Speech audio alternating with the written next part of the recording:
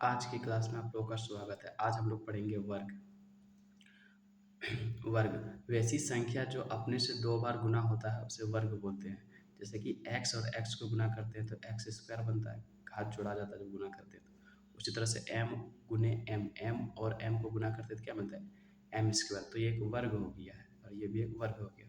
उसी तरह से संख्या लेते हैं, 7 गुने 7 7 49, ये भी एक वर्ग है। 6 गुना 6 6 36, ये भी एक वर्ग है।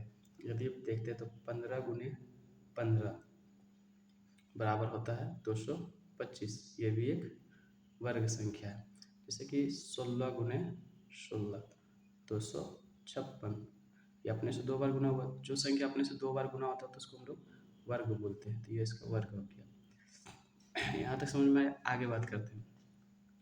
किसी भी संख्या का वर्ग करने पर इकाई अंक या तो 0 हो सकता है, या 1 हो सकता है, 4 हो सकता है, 5 हो सकता है, 6 हो सकता है, या 9 हो सकता है। इसी में से कोई होगा। जैसे कि मान लीजिए एक संख्या है 10, 10 गुने 10, 10 और 10 को हम लोग वर्ग कर देते हैं तो कितना आता है 100। 100 में इकाई अंक क्या आ गया, 0। 100 में इकाई अंक क्या है आपका, 0। ठीक है। उसी तरीक़ा से यदि हम लेते हैं 11, 11 का कर देते हैं स्क्वायर। यदि 11 का स्क्वायर करते हैं तो क्या मिलता है 121। इकाई अंक क्या है, 1। इकाई अंक क्या है, 1। उसी तरह से यदि हम 16 का स्क्वायर कर देते हैं, 16 का यदि हम स्क्वायर करते हैं तो 16 का स्क्वायर करते हैं तो क्या मिलता है 256 मिलता है। तो इकाई अंक क्या मिला, 6।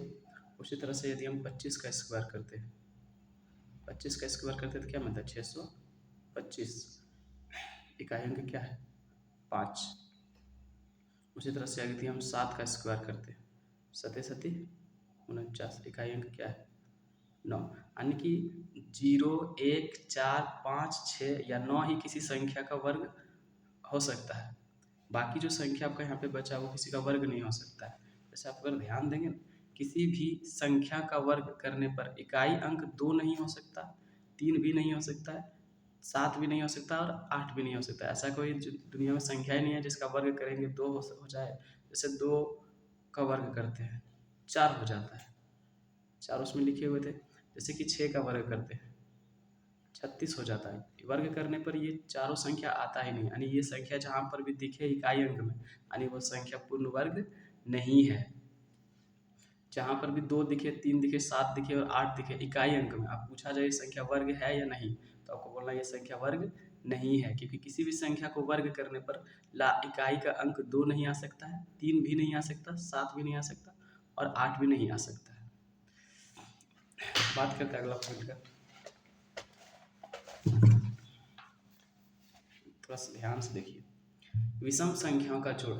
विषम संख्या जितना है ना, जैसे मान लीजिए 1 2 विषम संख्या है तो ये 2 का वर्ग हो गया। जैसे 4 जोड़ने पर 4 आया तो 4 किसका वर्ग है, 2 का। उसी तरह से आप ध्यान से देखेंगे ना तो यहाँ पे 3 संख्या है, तो 3 संख्या अगर इसको आप जोड़ते हैं तो 9 बनता है। 9 किसका वर्ग है, 3। यानी विषम संख्या जितना दिया हुआ है वो उतना का वर्ग है। कितना दिया हुआ, 1 2 3, 1 2 3 4, तो 4 का वर्ग हो जाएगा कितना, 16। 1 2 3 4 5, 1 2 3 4 5, 5 का वर्ग कितना होता है 25। तो इसका जोड़ने पर 25 मिलेगा। ये इसका रूल है विषम संख्या का। 4 का वर्ग है, ये 5 का। ये विषम संख्या का थोड़ा सा ट्रिक है जो बोल सकते हैं। आप थोड़ा सा इसको ध्यान रखिएगा, कभी कभी आता है एग्जाम में। बात करते हैं अगला पॉइंट का, क्या कि निम्नलिखित संख्याओं के वर्गों के बीच कितनी प्राकृत संख्या है। प्राकृत संख्या निकालने के लिए एक फॉर्मूला होता है जिसको हम लोग बोलते हैं 2n। देखिए, अगर आप 43 और 44 के बीच में प्राकृत संख्या निकालना चाहते हैं तो 43 और 44 के बीच में प्राकृत संख्या अगर आप निकालना चाहते हैं तो आप क्या करें, यहाँ पे लिखे 43 और 44 के बीच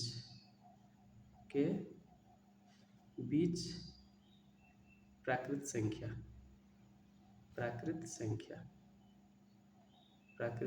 बराबर 2n। अब यहाँ पे n कौन है, तो n ये पहला अक्षर है 43, और ये n+1 है, ये फॉर्मूला है। तो यहाँ पे आप लिखेंगे 2n, 2n का मान 43, 43। यदि आप गुना करते हैं 3 दूना 6 हो जाता, 4 दूना 8, यानी कि 86 ऐसा संख्या प्राकृत संख्या है जो 43 और 44 को यदि हम वर्ग करते हैं तो वहाँ पे आपको मिलेगा। वर्ग करने का मतलब इस तरह से ये वर्ग हो गया। उसी तरह से आप 44, उसी तरह से हम देखते हैं क्वेश्चन नंबर 2 को। थोड़ा सा ध्यान से देखिए,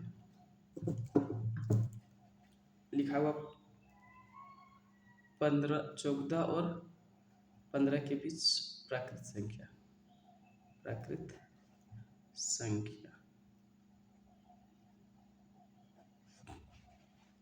जब इसका वर्ग करेंगे, अब ध्यान से देखेंगे तो यहाँ पे n 14 हो जाता है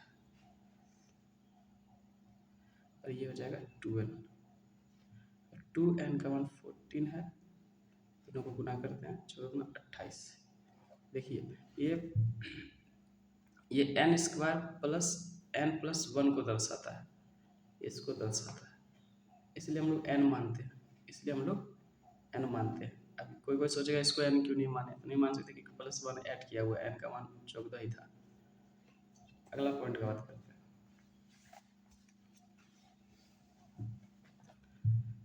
वर्ग हम लोग सीख गए हैं, अब हम लोग जानेंगे कि वर्ग कैसे निकाला जाता है। देखिए जैसे 24 दिया हुआ है, 24 का वर्ग ज्ञात करना है, तो एक तरीका ये है कि 24 का वर्ग ज्ञात करने के लिए 24 को 2 बार गुना कर दीजिए, 24 गुने 24। अब दोनों को यदि हम गुना करते हैं, 24 को 24 से गुना करते हैं, तो यहाँ पे आप गुना कर सकते हैं 24 गुने 24, 4 को 16 के 6, 4 गुना 8 और 1 9, गुना 4 गुना 8 2 दूनी 4,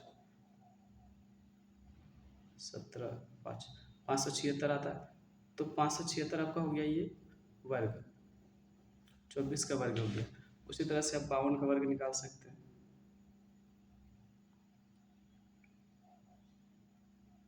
देखिए 52 गुने 52,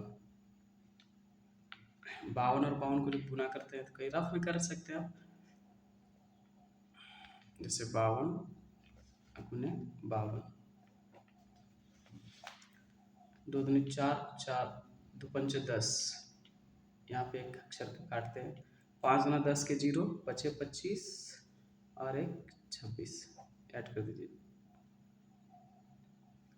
4 0 को ऐड करेंगे, 0 से 0 हो जाएगा, 1 और 6 7 2, 27 4, 27 0 4।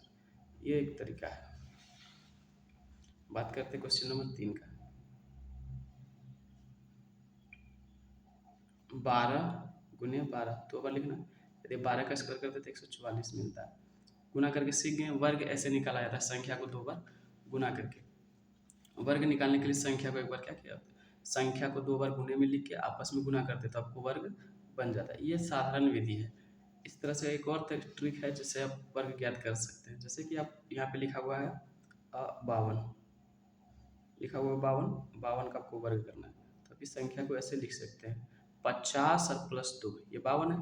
अब 52 का क्या कर सकते हैं, वर्ग। ध्यान से देखेंगे तो यहाँ पे एक फॉर्मूला को दर्शाता है, और वो फॉर्मूला क्या है, ये फॉर्मूला इसके बराबर है a+b का स्क्वायर। तो a+b का स्क्वायर क्या होता है फॉर्मूला, और ध्यान से देखेंगे a² + b² और +2ab, ये इसका फॉर्मूला है। अगर आप इस पे इसको सेट करते हैं तो आपको आंसर इतना ही आएगा, 2704 ही आएगा। जैसे कि आपको सेट करके, अगर ठीक है आप घर में ट्राई कीजिए। अगली वीडियो में हम ये सब फॉर्मूला में बताएंगे कि ये कैसे निकलता है। चलिए आप जानेंगे कि वर्गमूल क्या है। देखिए ये वर्गमूल का ये संकेत है, वर्गमूल का ये संकेत है।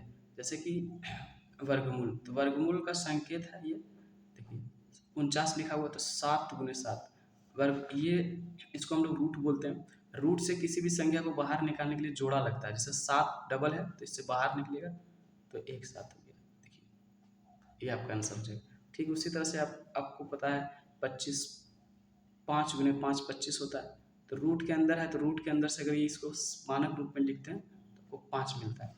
ठीक उसी तरह से यहाँ पे 100 लिखा हुआ तो आपको यहाँ पे 10 गुने 10 हो जाएगा, और रूट से डबल है तो एक बाहर निकलेगा, ये रूट का नियम है, चाहे दशमलव हो कुछ भी हो। 64 लिखा हुआ ध्यान से देखेंगे तो 8 गुने 8 64 होता है, और रूट के अंदर डबल है तो बाहर कितना निकलेगा 8। ये आपका आंसर। आशा करते कि यहाँ तक आपको समझ में आया होगा।